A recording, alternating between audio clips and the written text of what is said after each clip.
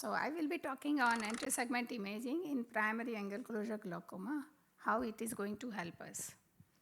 The clinical examination of ACA, angle closure angle, anterior-chamber angle by gonioscopy is essential in the evaluation of glaucoma patient, but it is qualitative and subjective assessment that is prone to have a variability between the two examiners. Imaging devices provide a more objective assessment of ACA.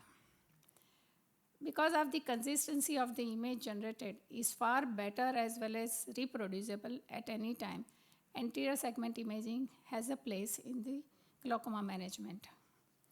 Because OCT images can be obtained in a completely dark environment, this method allows greater sensitivity in identifying the eyes with the oppositional angle closure.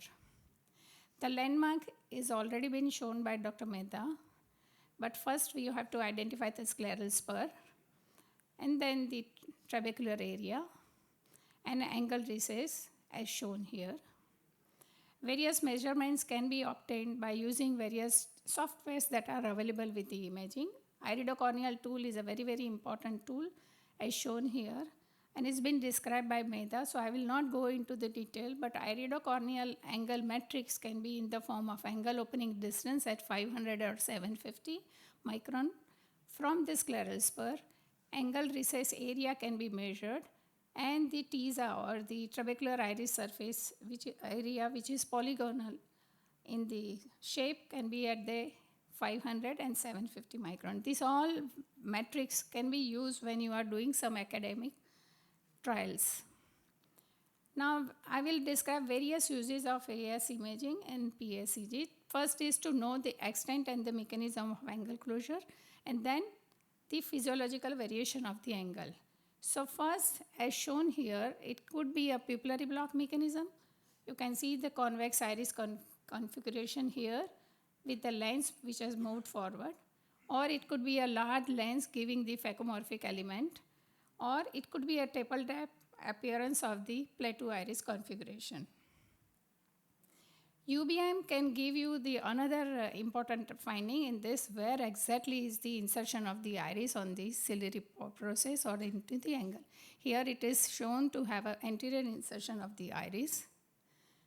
If patient has an acute attack, it could be because of the ciliary effusion, or ciliary effusion can be associated with the angle closure. So this is very well seen. The inflammatory cells are seen in the anterior chamber, which is very shallow. There is a total angle occlusion by the convex iris configuration, and you can see a ciliary body effusion in this area. The same is also seen nicely with the UBM.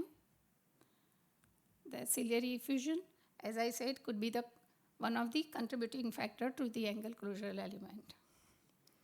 So choroidal expansion might precede or contribute to the primary angle closure attack, although it is unclear which comes first, shallow AC or the UL effusion in the eyes with a primary angle closure. Various studies are there to show that there is a higher choroidal thickness in the anterior chamber group, angle closure group, compared to the POAG group. Another study has also shown that there is an anterior choroidal thickness which has increased in the primary angle closure glaucoma compared to the primary angle closure eye disease. So higher choroidal thickness in the fellow eye of the patient, this is very important, in the fellow eye of the patient with the acute primary angle closure glaucoma is also been seen. The lens vault is already been described. It's a crystalline lens rise tool which is available with the all machine now.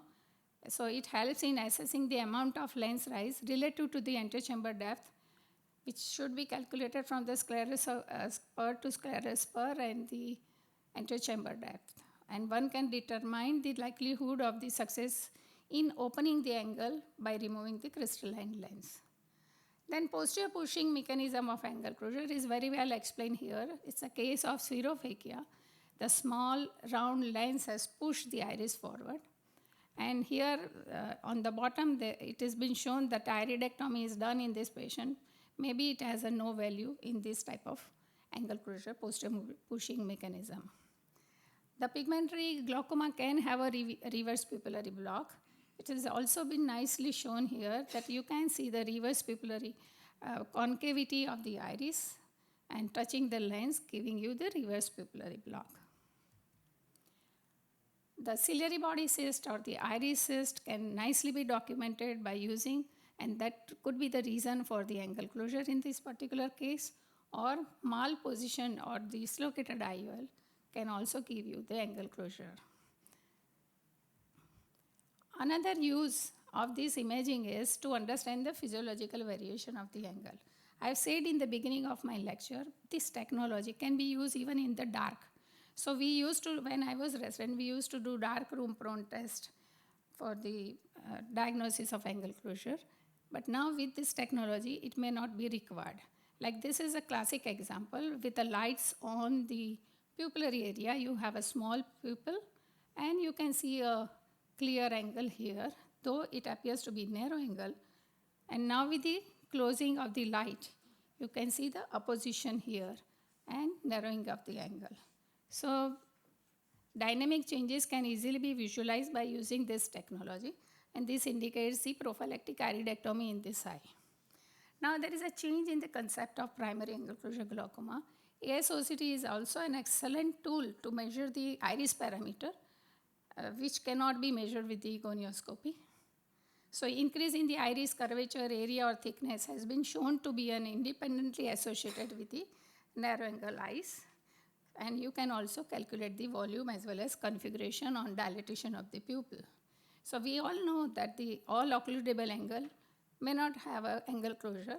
So the iris volume which increases after the pupil dilatation in the narrow angle eyes, particularly last row of iris, they are the eyes predisposed to have an acute angle closure glaucoma. So oppositional angle closure with the angle opening distance of 5 degrees or less, these people needs laser PI. If the angles are 5 to 10 degrees, laser can be recommended. If there is an anterior lens fault, which is sufficiently large, then cataract extraction may be of use in the opening up this angle. But if you have a persistent narrow angle, even after laser iridectomy, or this could be play-to iris syndrome, or you can utilize the UBM and see what is the type of ciliary processes this patient has, or the processes which are in contact with the peripheral iris. Post-traumatic glaucoma, on gonioscopy you can see the good angle recession, but this technology also helps you in giving the good pictures of the extent and amount of cyclodialysis cleft or the iridodialysis or the angle recession.